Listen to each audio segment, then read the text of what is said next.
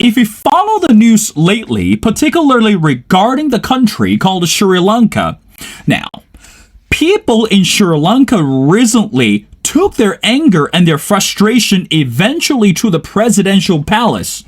Based on the general description and the media reports, not only citizens today in this country are expressing their dissatisfaction towards the government, and also towards the current leader. Now, that really led to the devastating results. Not only the prime minister resigned recently, but also the president finally decided to step down as well. Now, keep in mind, we're only in the year of 2022, and this is not the first international crisis that we're facing. So that's why today it's crucial on our show that we really need to talk about the topic regarding peace and conflict within the international community. Now, ladies and gentlemen, it's my great honor to introduce Professor Swain. Now, Professor Swain is a professor and the head of the Department of Peace and Conflict Research. He's also the UNESCO Chair on International Water Cooperation and the Director of Research School of International Water Cooperation and of Uppsala University. Now, Professor Swain, and welcome to The Missing Piece. It's my pleasure speaking to you. Professor Swain, I want to get started. Again, let's talk about something more urgent these days, which regarding what's happening in Sri Lanka these days. Again, as I mentioned in the intro, based on the report, the citizens in Sri Lanka that stormed into the presidential palace, not only that they took their frustration, anger towards the current political system, but also the government. Can you help us to understand the background of the information? And also, you are the expert of conflict and the peace research. Can you help us? Do you think, is it just because the anger that motivate the people to take such action, or there's something much deeper? You know, the Sri Lanka is, what is happening in Sri Lanka is quite very disturbing, but it's not very surprising, to be honest. Because if anyone looks at the Sri Lankan politics for some time, he knows that Sri Lanka has a number of issues which were somehow covered under various ways, particularly in the last 2 decades.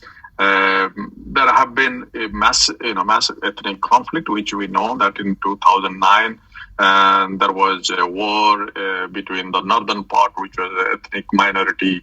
The Tamils were fighting against the Sinhala majority, which the regime won the war. And that time, the person who really led the war was the present prime minister who resigned. He's the family which ruled the country for a long period of time. And since then, economically, you can say that overall economic growth of the country has been quite good. In 2019, even the country became part of what you call it, the World Bank's list of the middle-income country for a few months only, but because the economic growth or per capita income really went off quite high. But most of these things took place. Of course, Sri Lanka has in comparison to the South Asian countries, it's a human development index is very good. It has, and with that, they also brought in a lot of money from outside. Of course, we do hear that no money came from China, but there have been other countries. China's size is quite. China's loan is not that big, but still that gets the attention. But there is a huge amount of money they brought in. But that economy was doing well. At the same time, the government was following a policy, majoritarian policy, means the Sinhala majority government, which was following even after the fight, winning the war in 2009. And there was no reconciliation. There was no such way of inclusive nature of the government. There was no way also. Quite a huge number of ways the Islamophobic acts were also committed by the state. Rules were changed to help or to support or to garner the support among the right-wing Buddhist organizations. So those are the things which were done. But economically, what happened? Few things. I think the real problem comes from the kind of decision making was taking place in that country. Means if the president, one brother is president, another brother is a prime minister, one brother is finance minister, another brother is the irrigation and other ministers, a nephew is the sports minister. All kinds of positions, government positions, are run by the family or extended family. So there are no check and balances. It was like run very much so. I mean, though it was electorally getting the support with majoritarian politics, but there was no democracy as such in the country. There is no such way you can see. There was no accountability. So what are the decisions they took? They took a number of decisions. In 2019, they cut down the taxes. So after the election of the prime minister, he cut down the taxes. So huge tax cut took place, which took away quite a large amount of cash from the government. Then, and of course, there has been a number of measures which have been pushed, which is the way to satisfy the people. So they have been doling out resources without having the resources. And also borrowing a lot of money. So there was no fiscal responsibility. And how you will keep the fiscal responsibility, there has to be check and balances. If there is no check and balances, if so one family is taking the decisions, of course, then you want to keep the family happy or the family equation happy rather than to keep the country's economy doing well. Then there have been few other things which happened. Of course, you might have heard there are many people are talking about this organic farming. They blame in the organic farming, which was a decision which has been taken in 2021. But that was and many people try to blame the organic farming. It is such and support the large farm culture. I mean, that is being the twist is being given.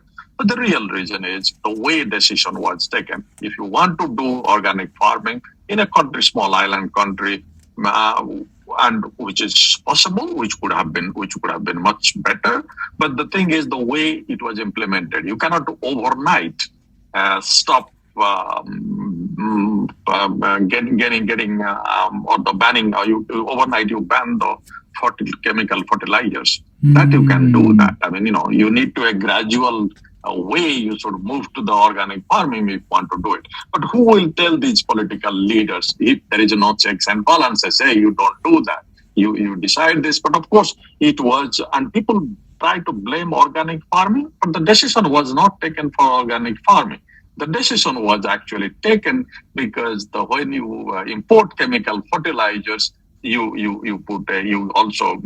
give a foreign currency. So they were running out of foreign currency. So organic farming was just a name through which they just banned this overnight. Otherwise, you don't do that. So then I think those are the internal issues: tax cut, no checks and balances, borrowing heavily, and doing this so-called organic farming in a wrong way. But there are external issues also which came in. External issues means, there is a 2019, there was a Easter bombing. You might have heard that 250 people were killed. So there was been some Islamist group were doing this bombing in the Easter time. And that really took away because of the tourism industry in a big way. In 2019 itself, because tourism is almost $5 billion brings to that country annually. And so tourism industry was affected. And of course, after the Easter bombing, there is a number of anti-Muslim policies were taken. Those are the things. But then the COVID came in. The COVID, more than 2 years, what started with the declining of tourism with the Easter bombing, the COVID took it away. I mean, the major countries were affected, and it's a country which is mostly dependent on the tourism, was extremely affected. And the third thing, finally, is the Ukraine war. The war in Ukraine raised the prices of oil and food products, particularly grains and others, which is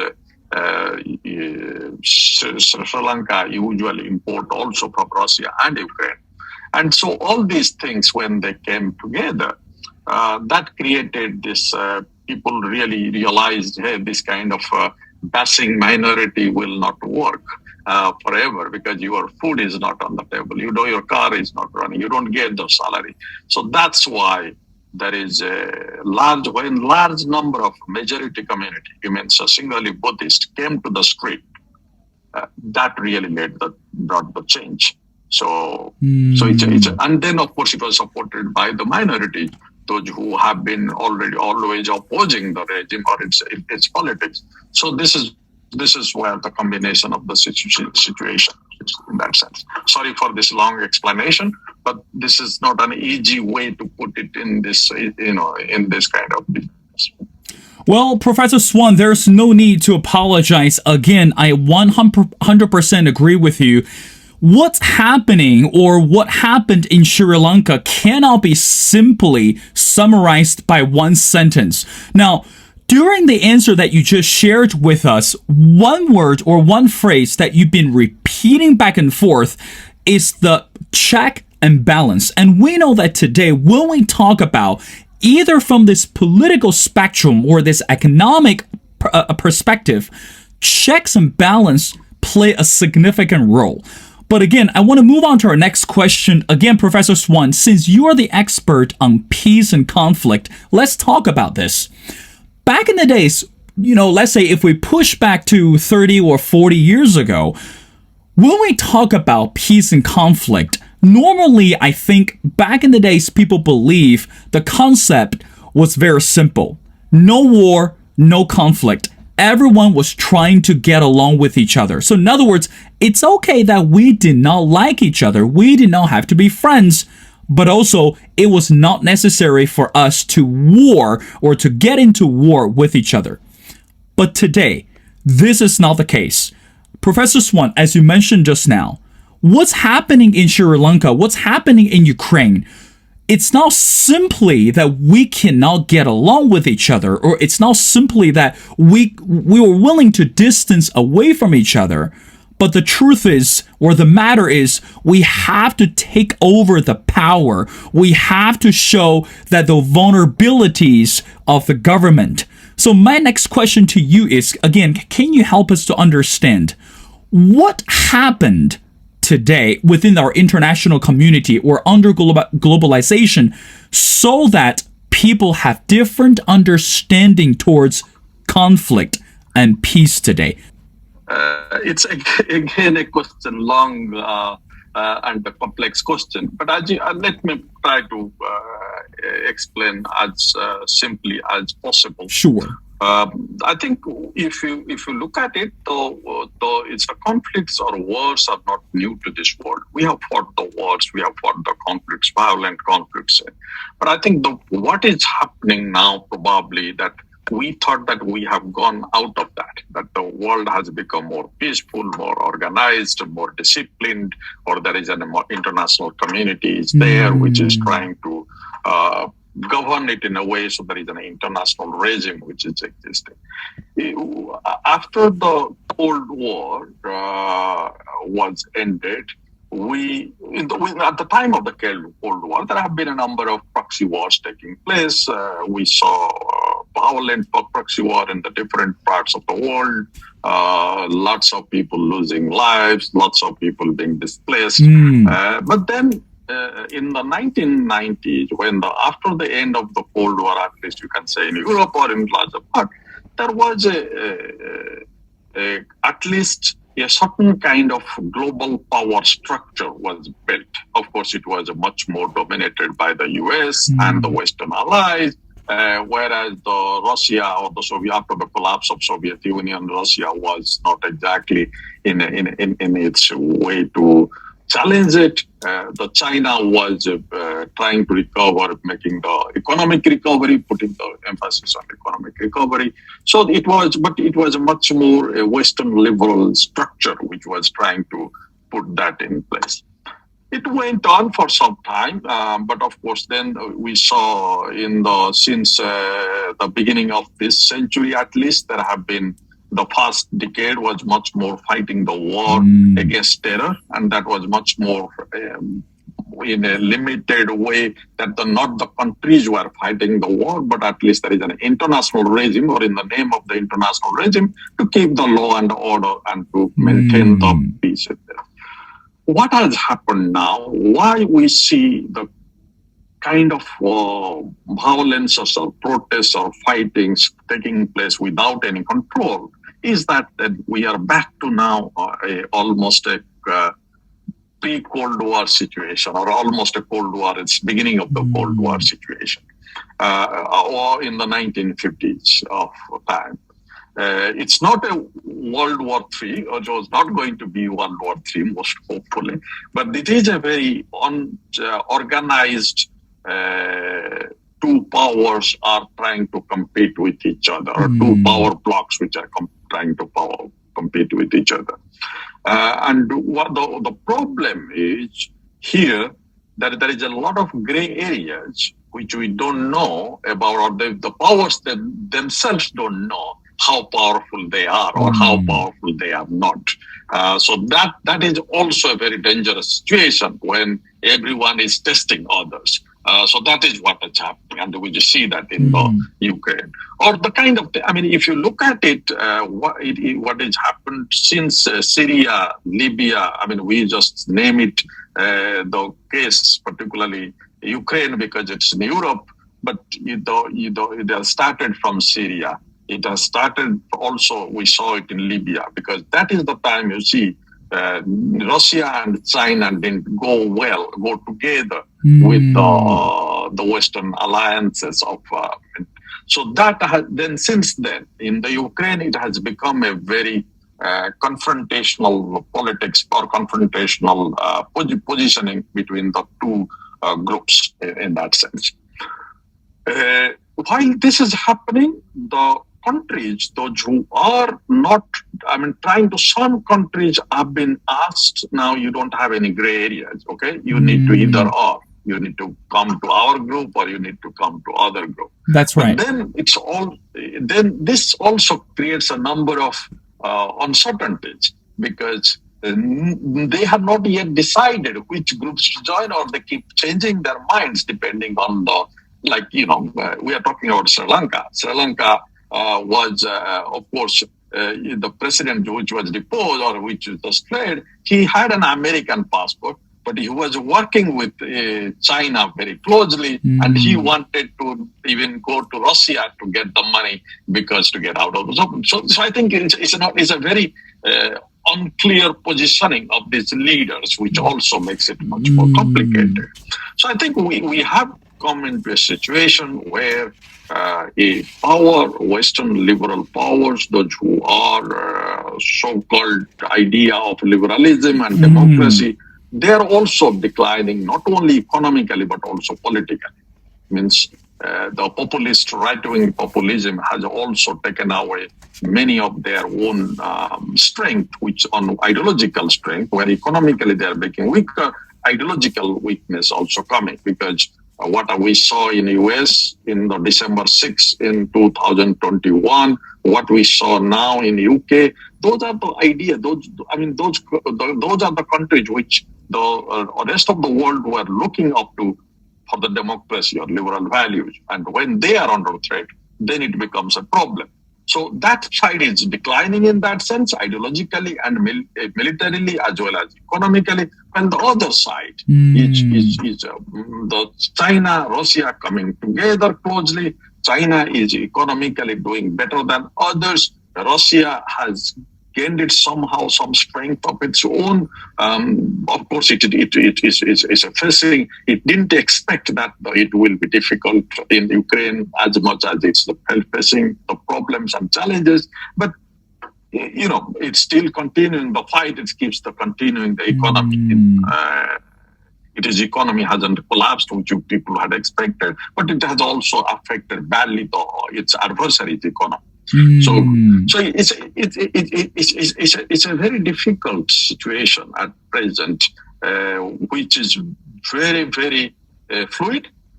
The international regime has not been really in its shape to really address this issue.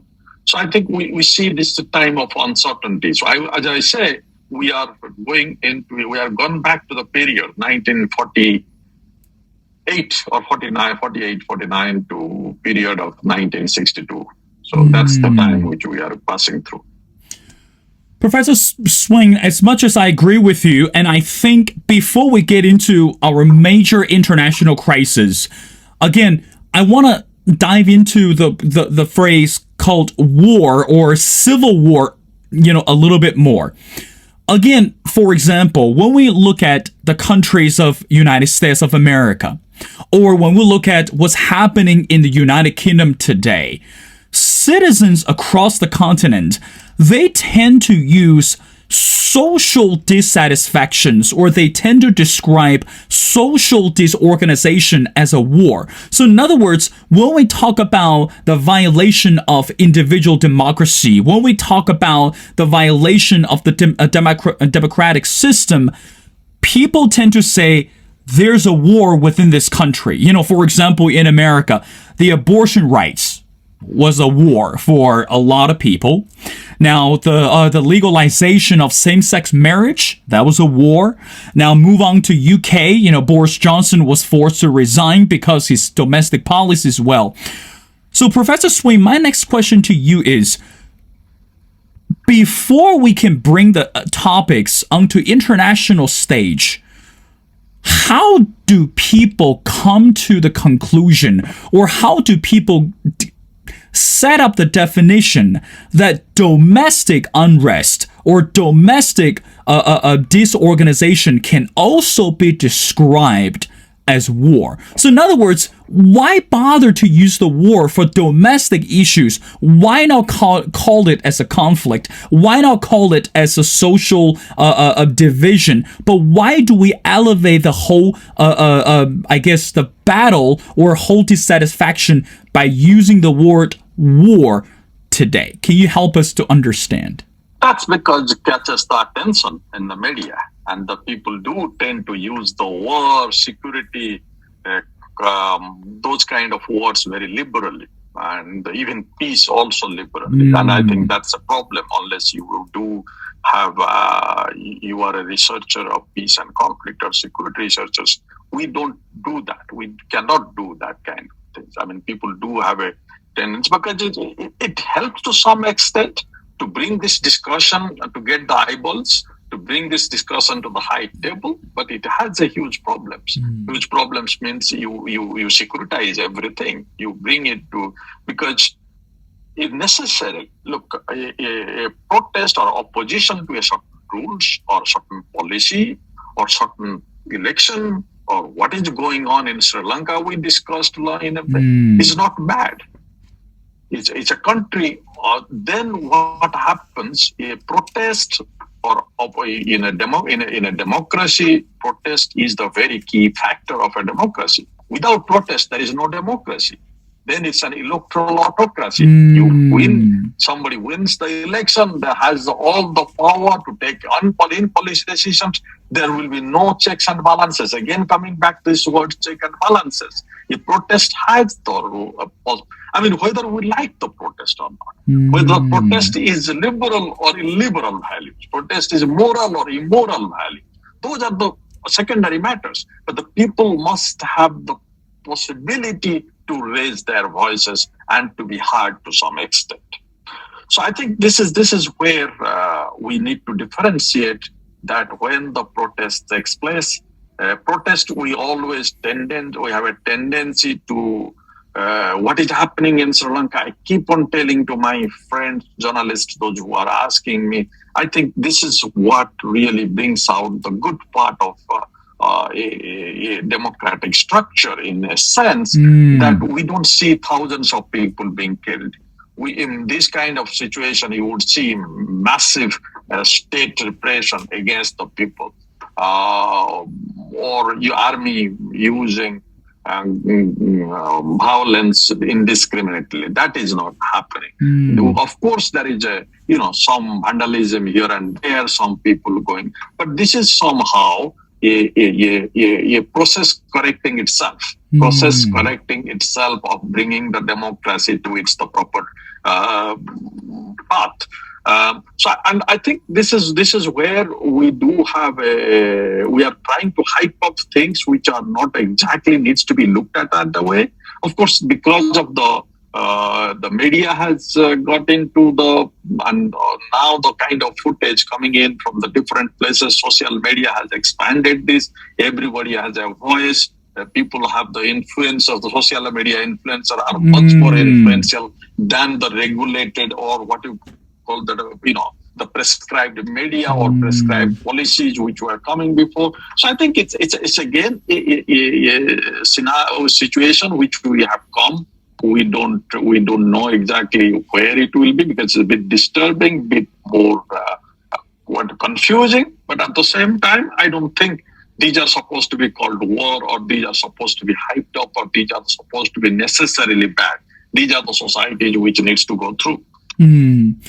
Now, Professor Swain, let's go back to the country of Sri Lanka. Now, again, based on the media reports and also the footages that we receive, what happened in that country, again, based on what you said, and of course, I agree with you, should not be a surprise for a lot of people. Because again, that based on this economic turnaround, or based on this economic shift, that more and more people begin to see that when we have domestic conflict, or when we have domestic satisfaction, economy plays such a significant role. Now, based on the report, July the 20th, this country is going to elect another leader. And hopefully this new person is able to, we can't say it's going to calm the storm at this moment, but at least the new elected person will give a better explanation or a better hope to the country. Now, from your perspective, how much a hope do you think that people can place into this new person? So in other words, when we look at Sri Lanka today, would you say that this is a wake-up call, not only for the country of Sri Lanka, but also for the rest of the world to understand that one day people will get fed up of the situation? People will storm into the presidential palace. People will voice their opposition towards the government or towards the leader. Do you think does that work today? I think this is the same kind of discussions we are getting into. What exactly we are, though there have been a bit of puzzle here because the president has just fled, hasn't resigned yet. The prime minister of Sri Lanka has been appointed as an acting president, and he is not exactly liked by the group or the protesters. The opposition leader is a bit, so the Premadasa, who was also the son of a former president, hasn't really. So who will become the all-party government's leader is time will tell. But I think what will happen is that, or what is expected to happen is that there will be all-party government will come in, which will not have any kind of hope of the people, or anyone is hoping for any leader riding a white horse and solving the problem overnight. No one has a magic wand there to solve the problem. It's right. It will be a very difficult problem to solve.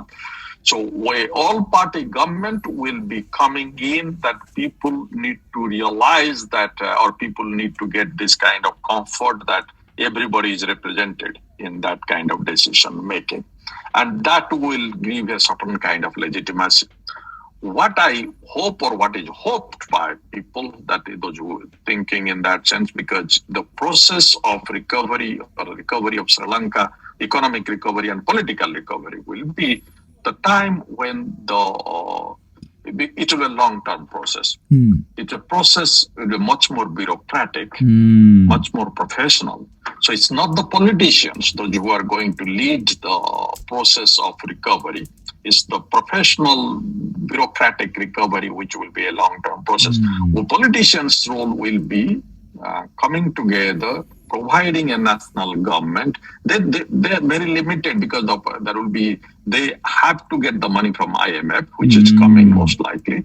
There is also possibility of China and India providing some, because they are competing among themselves, China and India, for their own influence. So there will be some money, but once the IMF comes in, so there will be much more planned, prescribed way of getting out of the trouble. So I think, but this will be a long-term process. So it's not going to overnight, and neither anyone is expecting a leader, a charismatic leader emerging overnight and addressing this problem. I hope not, at least. Professor Swain, I know you're very busy. I got two more questions before letting you go. Now, we've been addressing the issue regarding the war, regarding the word called war, but let's talk about the second part of your expertise, which is peace. Today, let's be realistic. It's rather difficult to maintain peaceful today, not only that politically, but also economically. Now, again, you're the expert. I want to ask you, based on what happened in Ukraine today, the war between Russia and Ukraine, and also Sri Lanka, and also many other countries among Latin American region as well, what are the strategies today for countries to maintain peaceful? Again, it doesn't matter however we define the word peaceful, but again, how can we avoid war with another country unless other country decide to provoke first, or other country decide to invade first? But again, we hope that won't happen again. But so the question again coming to you, Professor, is how should we maintain peaceful today as partners, as alliance, and may not always be best friends, but let's just be how can I say, peacefully harmonious coexistence with each other? What would you say to that? I think if you look at it, of course, we are seeing a lot of conflicts, but most of these conflicts are mostly internal conflicts, except some of the conflicts which were the wars which were fought particularly by the US coming into the Middle East and fighting, or the US with some of its allies fighting in a long distance war in the Middle East, and now Russia fighting the war with Ukraine.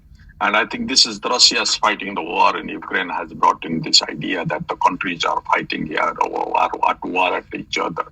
This is not the kind of things which I envisage at present, because the reason is there is a number of ways you can fight the conflict rather than taking the army to the border. I mean, even the Russia and Ukraine were fighting the cyber war quite a lot. Even the fighting the cyber war. Countries are fighting the cyber war. Countries fighting the trade war, fighting the economic war. But those are quite happening. But taking the army to the border and fighting war against each other are very limited sometimes and very limited purposes, because most of the countries have realized that it's not really going to deal with the kind of changing the whole country and the whole system. Even though Russia couldn't even take the Ukraine. So Russia is now trying to adjust it to certain part of eastern part of the country after 4 months of the conflict. So I think it's a somehow there is a realization that the wars by the countries, though we see that there are, particularly Ukraine has brought in this kind of, but most of these conflicts are mostly internal, the civil wars. And that, I mean, no way I'm saying that we can ignore them. They are much more violent, they are much more problematic, much more difficult to engage. Even the UN peacekeeping, which was quite successful in the 90s, is not getting successful in the new conflicts which are engaged. So those are the serious issues. But I think we should be a bit careful of jumping into saying that the countries will fight war against each other. Even if they fight, which will not be new there, because there are a number of still the areas where still very much can be leading to certain kind of military actions. But I don't think that those military actions will be very extensive military actions. Those will be more specific ways, like China, India fighting the war in the Himalayas. I don't think they will fight a full-scale war. They will fight those kind of wars with the one or two checkposts one will take or something like that nature. So those kind of gradual, small-scale conflicts between take place. So I think saying that, I'm not saying that we should. It's totally ruled out. I mean, nobody had thought that Russia will really invade Ukraine. That's Any right. sensible mind would do that. So the people go crazy, the leaders go crazy. It's all decision making takes place at that level.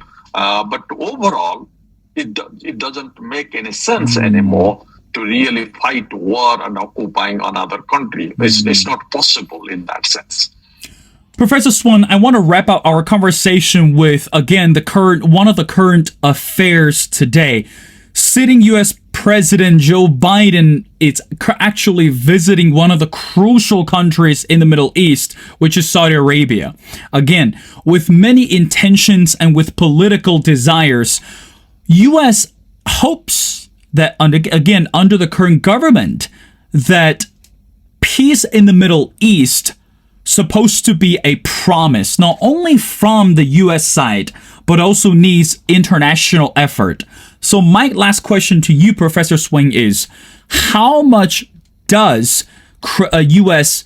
Have the credibility today in terms of managing or handling or contributing to the peaceful coexistence or peaceful, political or economic agreement among the countries in the Middle East? So in other words, how much do you think for a country as Saudi Arabia, the country of Israel, the country of Iran, again, we can name all the lists, but how much can those countries trust the U.S. today in terms of building or at least maintaining the decent, peaceful status? What's your take on that?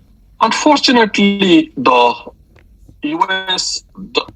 doesn't have that much of importance anymore in the Middle East. The U.S., the only trusted ally in the region, even you can say Israel, is not exactly anymore trusted because Israel has also huge internally, but also externally much more dependent in the Russia as well as with China. Economy, Chinese investments is huge in Israel.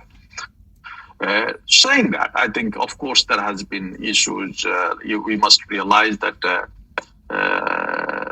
Saudi Arabia as well as UAE, they're not picking up the telephone call of the Biden when there was this war started in Ukraine. That shows that how because without the permission from the U.S., nothing was moving in some years back in the Middle East. But that has changed quite dramatically. I think again, then you say Iran. It was a kind of the Iran nuclear deal, which is the Obama had signed, but the Trump really withdrew. But then you expect Biden to resign it, which when he was the vice president, but he didn't do that. And then Iran has signed a 25 years of security and the economic deal with China. So Iran has also applied to be joining BRICS. So it's a number of situations which are coming, which are emerging. Is very difficult for the U.S. to maintain that power in the Middle East or maintain that control in the Middle East. Middle East is again another region which is very fluid now. as I was saying, this is also and there is an internal conflict. The war in Yemen, also Saudi Arabia is playing, and the UAE, they are directly involved. So there are a number of factors, internal factors, there are Shia Sunni factors which are involved. I mean, all these things which makes it much more complicated. But overall, to put it in this way, that the U.S. influence in the Middle East is declining quite significantly. How much they do trust on China and Russia to maintain the power? Of course, Russia has played a significant role in Syria of keeping the regime in power. So I think that's also another factor. Turkey is playing its own role there. So it's a very difficult to realize where it will lead to. But one thing for sure, that America is losing its influence very big way in the Middle East.